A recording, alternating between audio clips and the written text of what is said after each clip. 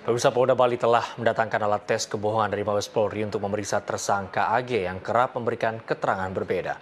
Sebelumnya tersangka AG mengaku membunuh Angelin karena disuruh dan diiming-imingi uang sebesar 2 miliar rupiah.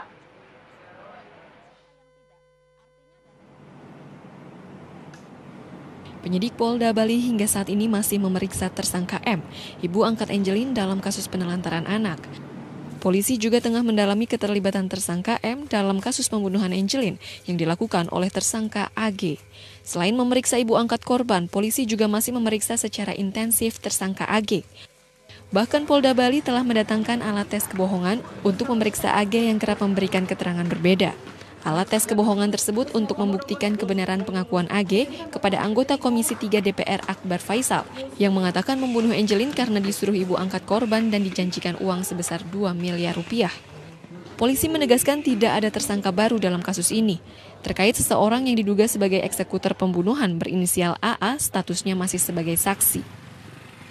Tersangka AGS, hal itu untuk menambah pemeriksaan yang sebelumnya. Kemudian kita juga masih menunggu hasil pemeriksaan laboratorium forensik yang merupakan hasil dari pengolahan TKP yang dilakukan oleh laboratorium forensik maupun temuan-temuan yang dilakukan oleh identifikasi Polda. Oleh sebab itu, sementara itu menanggapi status tersangka yang disematkan kepada ibu angkat korban, Menteri Pemberdayaan Perempuan dan Anak, Yohana Yambise sebelumnya telah menduga ada unsur kekerasan yang dilakukan ibu angkat Angelin. Yang asumsi saya itu pasti ada kekerasan fisik dalam rumah tangga, kekerasan dalam rumah tangga pasti ada, jadi ada undang-undang perlindungan anak, undang-undang kekerasan dalam rumah tangga, karena masalah penelantaran anak gitu ya, jadi... Tim Liputan MNC Media memberitakan.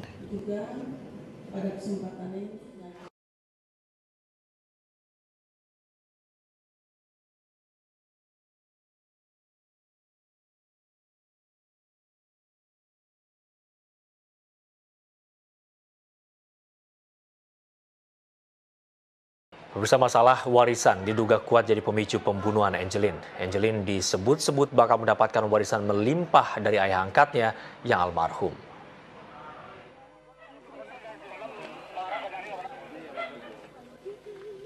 Perebutan warisan kerap menimbulkan prahara, tak terkecuali dalam kasus Angelin. Meski belum dipastikan motif tewasnya Angelin, namun isu bahwa kasus ini terkait warisan kian menguat. Angelin diperkirakan mendapat warisan 60% dari seluruh harta ayah angkatnya. Angelin kabarnya bakal mendapatkan hak rumah yang berdiri di atas lahan seluas 1.000 meter persegi di daerah Denpasar. Tanah seluas ini bisa bernilai 3 miliar rupiah. Mendiang ayah angkat Angelin juga memiliki tanah di Kalimantan dengan perkiraan nilai 10 miliar rupiah. Jika ditotal, warisan mendiang ayah Angelin sebesar 13 miliar rupiah. Jika hak waris Angelin 60%, maka Angelin akan mendapatkan 7,5 miliar rupiah. Angelin sejatinya hanya mendapatkan 40% warisan. 20% sisanya akan didapat jika ibu angkat Angelin meninggal. Namun sebaliknya, jika Angelin meninggal, maka hak waris akan menjadi milik ibu angkatnya. Ayah angkat Angelin, Douglas, kabarnya sangat sayang dengan Angelin. Tak heran jika Angelin mendapatkan hak waris lebih besar dari ibu angkatnya. Tim Liputan MNC Media memberitakan.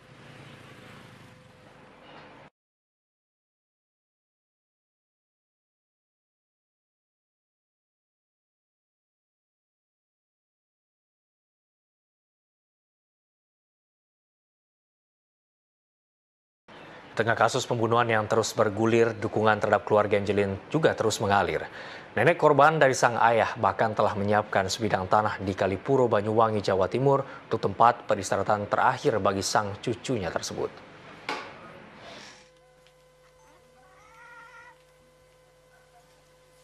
Tak jauh dari rumahnya di Dusun Sumberwaru, Desa Gombeng Sari, Kecamatan Kaliporo, Banyuwangi, Jawa Timur, Miss Natin, nenek Angelin dari garis ayah kandung, juga telah menyiapkan lokasi makam untuk Angelin di lahan pemakaman keluarga. Namun karena nenek Angelin atau Ibunda Hamidah di Kecamatan Glenmore, Banyuwangi, Jawa Timur juga tengah menyiapkan makam, maka akhirnya kedua keluarga bersepakat untuk memakamkan Angelin di pemakaman umum yang berlokasi dekat rumah Hamidah di Dusun Wadungpal, Desa Glenmore, Banyuwangi, Jawa Timur. Kini, sang nenek yang tak pernah melihat wajah cucu keduanya, Angelin ini hanya bisa berharap jika para pelaku yang terlibat dalam penelantaran dan pembunuhan cucunya tersebut dapat dihukum seberat-beratnya. Saya secepatnya harus dibawa pulang ke Banyuwangi. Kemudian dari Ibu sendiri juga apa harapan pemakamannya Ibu? Ada di sini atau di Lembang? Ya semaunya saya sih pengennya di sini. Itu saya kan hak juga, tapi setelah diminta sama ibunya di sana, sudah di-shooting di sana katanya tempat makamnya. Ya udah saya ikhlas saja, penting saya bisa ngerawat. Habis itu gitu aja. Pengennya ngacarain pengajian di sini habis itu. Senada dengan sang nenek, masyarakat Indonesia secara umumnya kini tengah menunggu keadilan dan hukum bisa ditegakkan tanpa pandang bulu. Dari Banyuwangi, Jawa Timur, Eko Suryono memberitakan.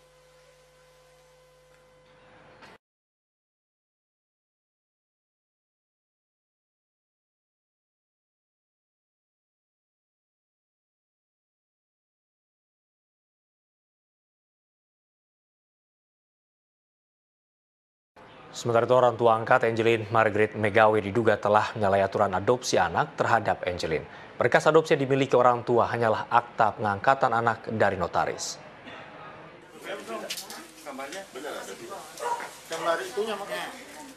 Tewasnya bocah Angelin di rumah ibu angkatnya membuat sejumlah pihak mempertanyakan prosedur adopsi terhadap Angelin.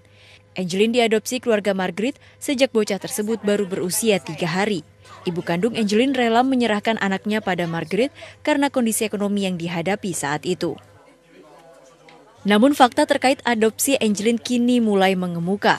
Dokumen adopsi yang dimiliki orang tua Angelin hanyalah akta pengangkatan anak dari notaris dan tidak mendapat rekomendasi dari dinas sosial setempat.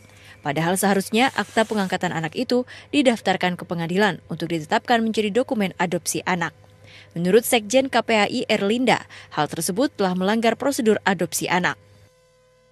Kejadian Angelin ini kejadian yang membuka mata hati kita untuk pengawasan lebih ditingkatkan lagi. Rumah sakit perlu bertanggung jawab. Kalau memang ada yang pasien yang tidak mampu untuk bayar, wajib untuk menelpon dinas sosial setempat. Dalam ketentuan adopsi disebutkan jika orang tua angkat terbukti menelantarkan anak adopsinya, maka negara akan mengembalikan anak tersebut pada orang tua kandung.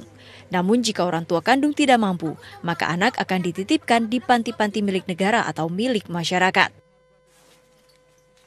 Dari Jakarta, Feni Anggraini dan Alam Saputra, MNC Media memberitakan.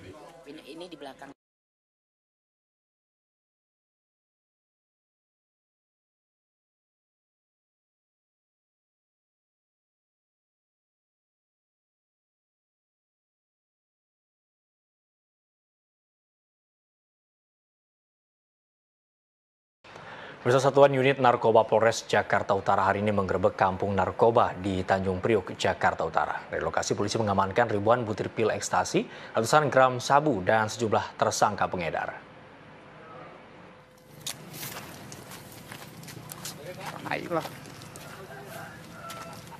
Menjelang bulan Ramadan, polisi melakukan operasi cipta kondisi di berbagai wilayah hukum. Hari ini Satuan Unit Narkoba Resort Jakarta Utara menggerebek Kampung Bahari yang dikenal sebagai Kampung Narkoba di Tanjung Priok, Jakarta Utara. Dengan bersenjata laras panjang, polisi menyisir berbagai lokasi yang dicurigai sebagai tempat transaksi narkoba. Dalam penggerebekan kali ini, petugas berhasil mendapatkan ribuan butir pil ekstasi dari sebuah rumah kontrakan. Tak jauh dari lokasi ditemukannya barang haram, polisi turut mengamankan 3 orang yang diduga sebagai pengedar narkoba. Jajaran Satres Narkoba telah berhasil juga untuk menangkap beberapa pelaku peredaran narkoba dengan jumlah pil ekstasi yang dapat diungkap sebanyak 5.600, kemudian sabu sebanyak 750 gram, dan ganja sebanyak 389,9 gram. Para tersangka yang tertangkap kemudian diamankan petugas ke Polres Jakarta Utara untuk penyelidikan lebih lanjut. Rencananya operasi cipta kondisi ini akan terus digelar untuk menciptakan suasana kondusif selama bulan Ramadan. Dari Jakarta, Imam Subroto memberitakan.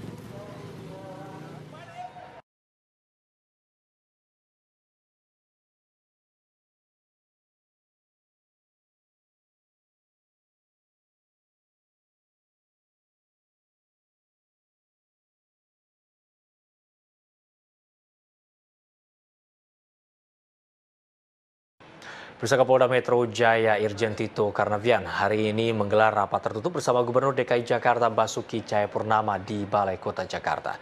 Rapat digelar untuk membahas keamanan dan kesiapan datangnya bulan suci Ramadan untuk wilayah DKI Jakarta.